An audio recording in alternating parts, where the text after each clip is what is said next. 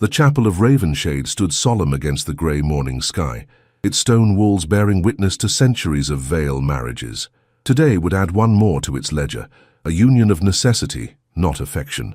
Lady Evangeline Moorcroft trembled at the threshold, her paleness rivaling the ivory of her gown.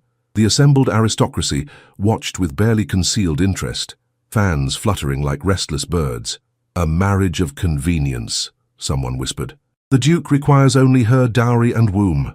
Evangeline's heart constricted at the words, though she had known their truth since accepting his proposal. Her gloved fingers clutched a prayer book, knuckles white against the leather binding. At the altar stood the Duke of Ravenshade, Dorian Vale, his posture rigid as the family crest above the chapel door. Not once had he looked back to glimpse his bride. The organ's solemn notes filled the air as she moved forward, each step measured by duty rather than desire. Her veil, delicate as morning frost, concealed the tear that slipped unbidden down her cheek. Lady Verena Lismore, the Duke's cousin, observed from the front pew with calculating eyes. "The bloodline shall be preserved," she had declared when the engagement was announced. "The Vale name requires heirs, not sentiment." Evangeline reached the altar steps, her heartbeat a frantic counterpoint to the organ's somber cadence. Dorian's eyes, when they finally met hers, were cold as January frost. The ceremony proceeded like a well-rehearsed play, with vows exchanged in voices that betrayed no emotion. "I, Dorian, take thee, Evangeline." His words fell between them, stark and hollow. When the moment came to place the ring upon her finger, his touch was perfunctory, impersonal. The heavy gold band bore the Vale signet, a raven in flight. Evangeline stared at it, this shackle of obligation, while the priest continued his litany. The congregation watched, their scrutiny a tangible weight. None expected love, they required only legitimate succession. If any person present knows cause or just impediment, the priest's voice echoed through the chapel. Silence answered him, broken only by the rustle of silk and the occasional cough. Evangeline swayed slightly, light-headed from the incense and the crushing weight of her circumstance. Dorian remained unmoved beside her, his attention fixed upon the crucifix rather than his bride. "Until death do you part." The priest's words seemed to come from a great distance now. The chapel's stone floor tilted beneath Evangeline's feet, her vision dimmed at the edges, darkness encroaching like spilled ink. She tried to speak, to reach for support, but her limbs had grown leaden. The prayer book slipped from her fingers, its thud against the floor oddly muffled to her failing senses. "Your Grace, your bride." The alarmed voice of the priest cut through the fog of her consciousness. Evangeline felt herself falling, her knees buckling beneath her weight. The last thing she saw was Dorian's face, his composure finally shattered as she collapsed before the altar. A collective gasp swept through the assembly as her body met the cold stone. The veil billowed and settled over her like a shroud. "The lady is with child," came the shocked whisper, rippling through the congregation like wildfire. "The Duke's heir lies within her." For the first time in his life, Dorian Vale moved without calculation. He knelt beside his fallen bride, unmindful of the dust that marred his immaculate attire. His hand, when it touched her cheek, trembled. "Fetch the physician," he commanded, his voice stripped of its usual detachment. "Now!" As attendants rushed to obey, the chapel fell silent. The Duke gathered Evangeline's limp form into his arms, her head cradled against his chest. A drop of blood stained her white glove, bright as the rubies in the Vale tiara.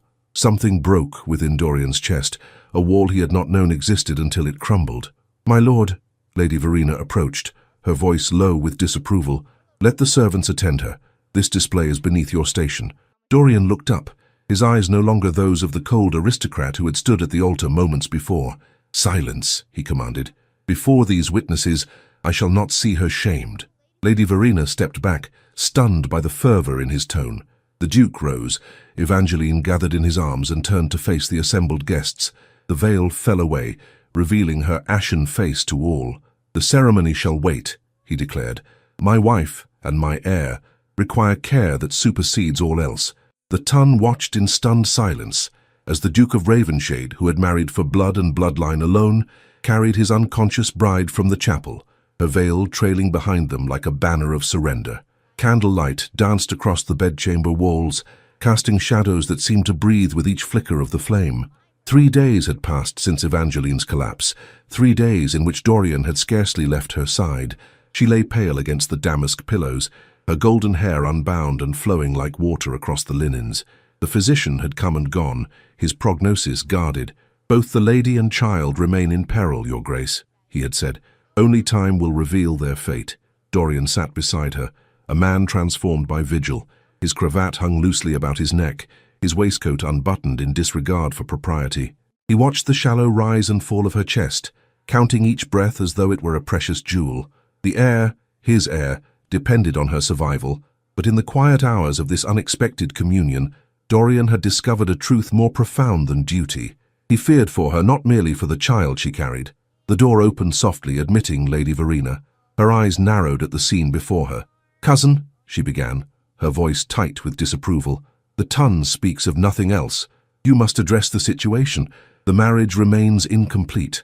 "The marriage is before God," Dorian replied without looking away from Evangeline's face. "I care not for gossip." "You care not for the veil name, it seems." Verena's words cut like glass. "A name 8 centuries in the making, now teetering on scandal because you play nursemaid." Dorian's hand tightened around Evangeline's limp fingers. "The veil name shall continue through the child she carries." "If she carries your child at all," Verena whispered, the words a poisonous dart. "Who can say what secret she kept until the altar revealed it?" The accusation hung in the air like a miasma. Dorian rose slowly, turning to face his cousin, with eyes that had regained their coldness, though now it was directed at her rather than his bride. "Speak plainly, madam, if you dare impugn her honor." Verena lifted her chin. "I speak only of possibilities. Her family's circumstances were desperate. A duchess's coronet would tempt many to deception. Leave us." His voice brooked no argument. When Verena hesitated, Dorian stepped toward her, every inch the duke whose word was law on his lands. "Now." The door closed behind her with a decisive click. Dorian returned to Evangeline's bedside, his mind awhirl with unwelcome doubts. Could she have deceived him? Yet even as the thought formed, he recalled her demeanor throughout their brief acquaintance, her quiet dignity, her lack of artifice. No, the child was his, conceived perhaps on their one night together following the engagement, a dutiful consummation devoid of tenderness. How cold he had been, how calculating. Evangeline had come to him without complaint, offering herself as part of the marital contract. He had taken what was his by right, then dismissed her until the wedding day. Not once had he asked of her hopes, her fears, her desires. She had been merely a vessel for his ambition, to continue the veil line, to secure the dukedom's future. "Dorian," her voice weak as a winter sparrow's, broke his reverie. He leaned forward, disbelieving. "Evangeline." Her eyes fluttered open, confusion clouding their azure depths. "The wedding, what happened?" "You fell at the altar," he said gently, taking her hand between both of his. "You have been unwell these 3 days past." Comprehension dawned in her expression, followed swiftly by shame. "The child," she whispered. "You know." "I know." His thumb traced circles on her palm, a gesture of intimacy entirely new between them. "Why did you not tell me?" She turned her face away. "I feared you would think I trapped you, that I sought the marriage only for position." "Did you not?" The question escaped before he could reconsider its cruelty. Evangeline met his gaze then, her eyes clear despite her weakness. "I accepted your proposal because my father bid me do so. I kept the child secret because I loved you, though you showed me nothing but contempt." The simple declaration struck him like a physical blow. Love, a word never spoken between them, a concept he had dismissed as irrelevant to their arrangement. "I have wronged you grievously," he admitted, the words unfamiliar on his tongue. "You have done only what was expected of a duke," she replied softly. "Our marriage was never to be more than a contract." "Expectations may change," Dorian said, surprising himself with the fervor in his voice. "I have sat here these 3 days, watching you hover between life and death. I have learned more in that vigil than in all my years as duke." A tentative hope flickered in her eyes. "What have you learned, Your Grace?" "That blood without love creates only cold legacy." He lifted her hand to his lips, pressing a kiss to her palm with reverence entirely new to him. "That I married for continuation, but found something far more precious in my fear of losing you." Tears gathered in Evangeline's eyes. "You speak from guilt, my lord. When I am recovered, your sense of duty will reassert itself." "No," he said firmly.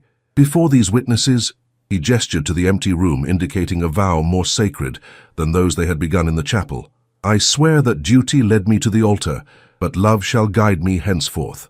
As if to underscore his declaration, the babe within her stirred, a flutter that brought color to Evangeline's pale cheeks. Dorian placed his hand upon the gentle swell of her abdomen, wonder replacing the distant interest with which he had previously regarded his unborn heir. "Rest now," he murmured, adjusting the coverlet around her shoulders. "The physician will return at dusk. You must recover your strength, for yourself, for our child, and for me." Evangeline's lips curved in a tentative smile, the first genuine emotion she had displayed in his presence. "I shall try, my lord." "Dorian," he corrected gently. "Between us, let there be no titles, only truth." A knock at the door interrupted their fragile communion. Expecting the physician, Dorian called for entry, only to find his steward bearing a silver tray. Upon it lay a single letter, sealed with red wax and the crest of Evangeline's father. "It arrived by special messenger, your grace," the steward explained, offering the tray with a bow. Dorian took the letter, puzzled by its timing. Breaking the seal, he unfolded the parchment and began to read. With each line, his expression darkened, the newfound warmth in his eyes receding like tide from shore. Evangeline watched the transformation with growing dread. "What news, my Dorian?" When he looked up, his face had become a mask once more. The Duke of Ravenshade returned in full force.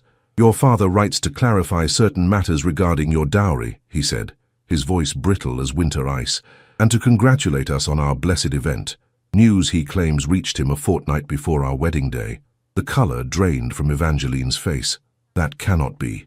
I told no one." "Yet your father speaks with remarkable certainty." Dorian's fingers tightened around the letter until the parchment crackled in protest. "He expresses relief that our union was sealed before my discovery of your condition." "Dorian, I swear to you—" "Did you lie when you said you loved me?" he interrupted, the question sharp as a blade. "Or do you lie now, claiming ignorance of your father's machinations?" Tears spilled down her cheeks, unchecked. "I have spoken only truth to you." "My father must have suspected. He would have—" She broke off, understanding flooding her features. "He would have used any means to secure the match." Dorian paced the length of the chamber, the letter clutched in his fist. "The tongue will say I was deceived, that the mighty Duke of Ravenshade was trapped into marriage by a family desperate for advantage." "And what will you say?" Evangeline asked, her voice small but steady. "Will you repudiate me and our child with me?" He stopped, struck by the courage in her question. Here she lay, weakened by her ordeal, carrying his heir, facing the prospect of disgrace, yet she met his gaze without flinching. "No," he said at last. "Whatever deception occurred, I believe it was not of your making." Relief softened her features. "Thank you for that much faith, at least. But there will be consequences." Dorian moved to the window, looking out over the Ravenshade estate, lands that had belonged to his family since William the Conqueror. "Your father's letter has ensured that." Before Evangeline could respond, the door burst open, admitting Lady Verena. Her face was alive with vindication as she brandished a newspaper. "The news is published," she announced triumphantly. "The Morning Post reports that the Duke of Ravenshade was ensnared by a family of fortune hunters. All of London speaks of nothing else." Dorian's jaw tightened. "You brought this to the press." "I acted to protect the Vale name," Verena countered. "The lady's condition was obvious to all at the chapel.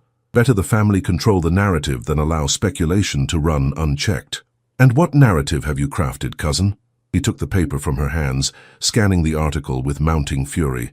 "Only that you were misled, that the child's paternity remains unproven." Verena glanced toward the bed with undisguised contempt. "The courts may yet annul this travesty." Evangeline made a small sound of distress, her hands moving protectively over her abdomen. Dorian looked from her to his cousin, then to the letter still crushed in his grip. In that moment of decision, he felt the weight of centuries, the expectations of every Vale Duke who had preceded him, the burden of blood and name and legacy. Yet stronger still was the memory of those 3 days beside Evangeline's bed, the fear he had felt at the prospect of her loss. Was that not also legacy? Not blood preserved in cold succession, but warmth kindled where once was only duty. "Lady Verena," he said, his voice measured and formal, "you have overstepped beyond all forgiveness." Verena stiffened. "I have acted only in the family's interest." "No," Dorian interrupted, crossing to stand beside Evangeline's bed. "You have acted according to your own bitterness. The child my wife carries is mine, and I shall proclaim it so before all of London." "You cannot know that," Verena hissed. "I know my wife," he replied, the simple statement carrying the weight of newfound conviction. And tomorrow all of society shall know my mind on this matter. Evangeline looked up at him, hope warring with uncertainty in her eyes. Dorian? He took her hand, raising it to his lips with deliberate ceremony. The Vale name has endured for centuries through blood alone. Perhaps it is time it learned the strength of love as well. Verena watched the gesture with mounting horror. You would choose her over your own blood? A woman you scarcely know, who may carry another man's child? I choose what I should have valued from the beginning. Dorian's voice rang with quiet authority. Leave Ravenshade tonight, cousin. You are no longer welcome in this house. The chapel of Ravenshade glowed with the light of 100 candles, their flames steady in the still air. The pews were filled once more, the ton assembled in greater numbers than before, drawn by scandal and curiosity. Evangeline stood at the threshold, her complexion still pale but her bearing resolute. Her gown was simpler than at the first ceremony, but the quiet dignity with which she wore it drew every eye. At the altar waited Dorian, Duke of Ravenshade, dressed in formal attire, yet somehow transformed from the cold aristocrat who had stood there weeks before. His eyes, when they found hers across the length of the chapel, held warmth that sent colour to her cheeks. Lady Verena was notably absent, having departed for the continent the night after her banishment, taking her poison with her. The Morning Post lay displayed in every drawing-room in London, its headline declaring in bold type, Duke of Ravenshade to renew vows, claims heir as rightful blood. Beneath it, a statement issued from Ravenshade House proclaimed the Duke's absolute faith in his Duchess and their coming child, denouncing all rumours to the contrary as malicious falsehoods. Evangeline began her processional, each step firm despite her recent weakness. The congregation murmured, fans fluttering like agitated birds, but she kept her gaze fixed on Dorian.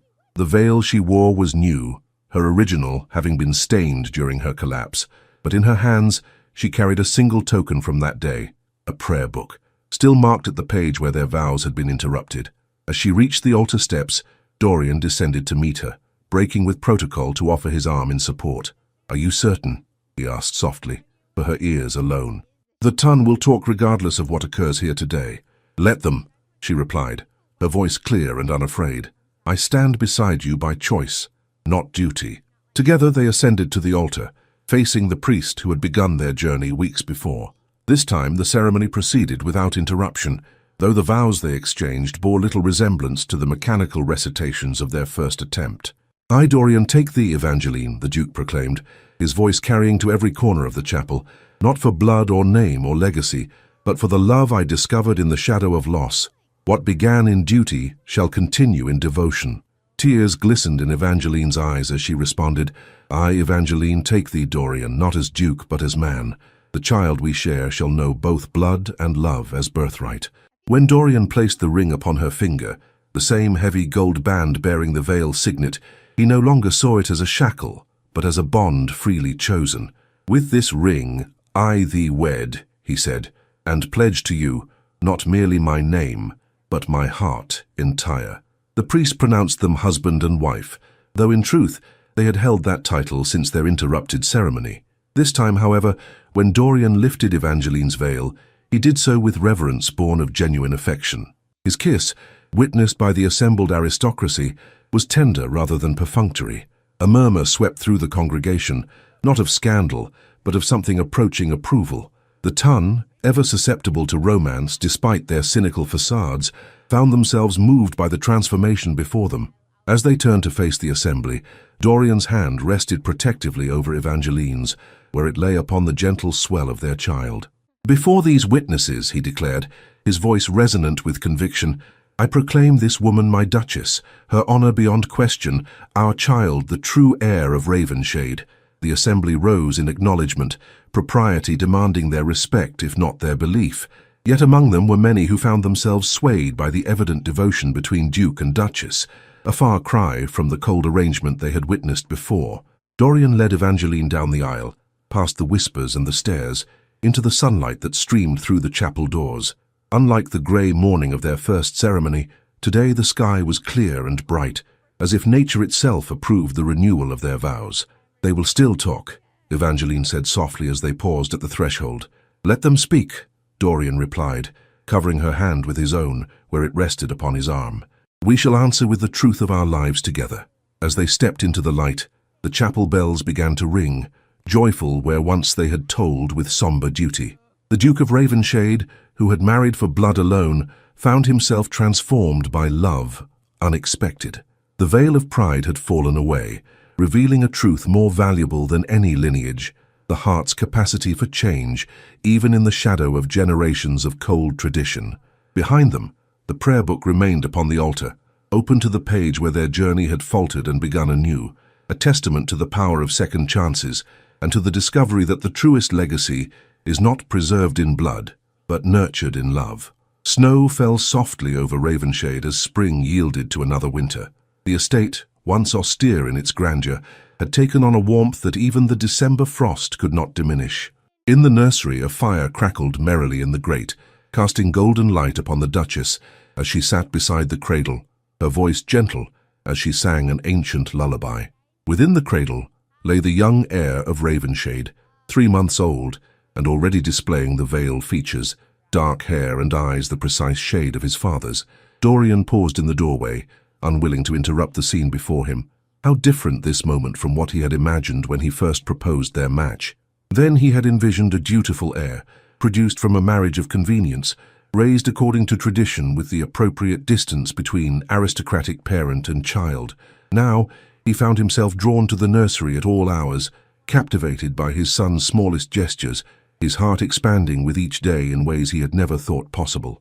"Will you stand there all evening, or join us?"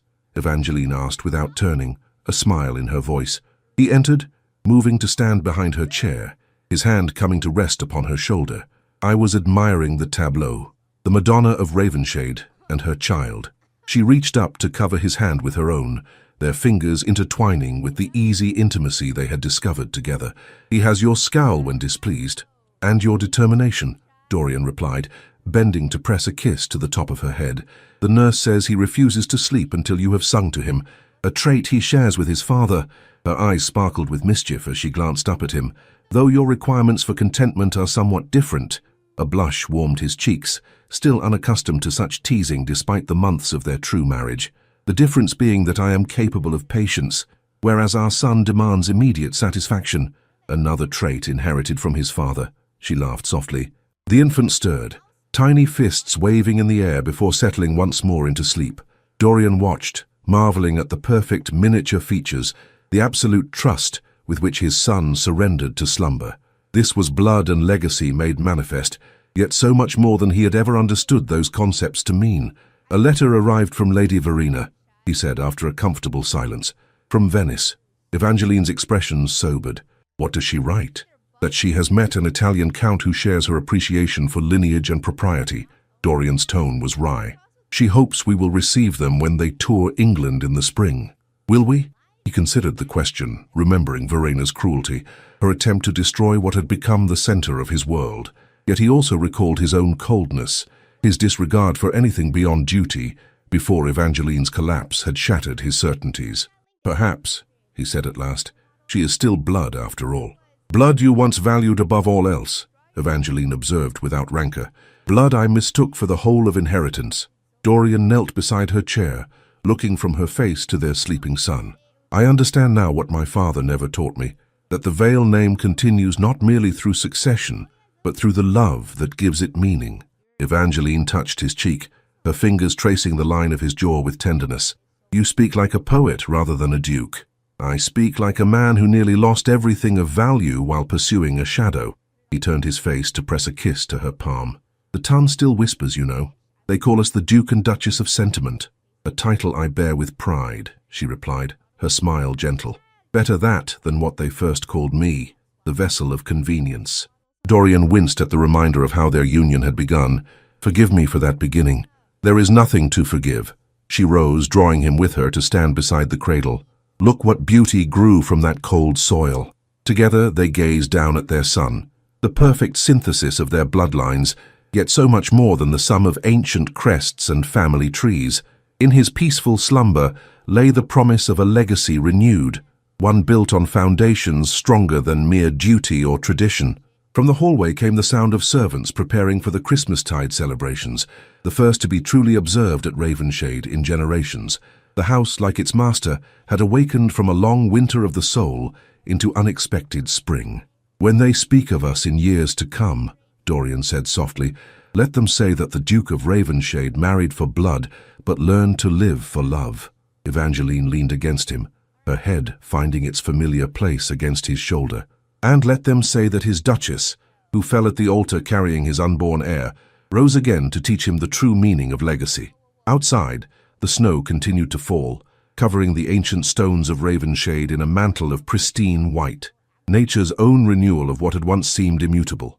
Within the walls that had witnessed centuries of veil succession, a new chapter had begun, written not in the cold ink of obligation, but in the warm blood of genuine affection. The veil from their wedding day, once stained with the evidence of Evangeline's collapse, had been preserved in a glass case in the Duke's private study, a reminder of the moment when blood and love had collided, and love had proven the stronger force. Thus did the Duke of Ravenshade, who had married for blood and bloodline alone, discover that the heart's inheritance transcends all crests and coronets. In the quiet moments beside his wife and child, he found a truth greater than any his ancestors had recorded in their ancient ledgers, that love, once admitted, becomes the noblest legacy of all.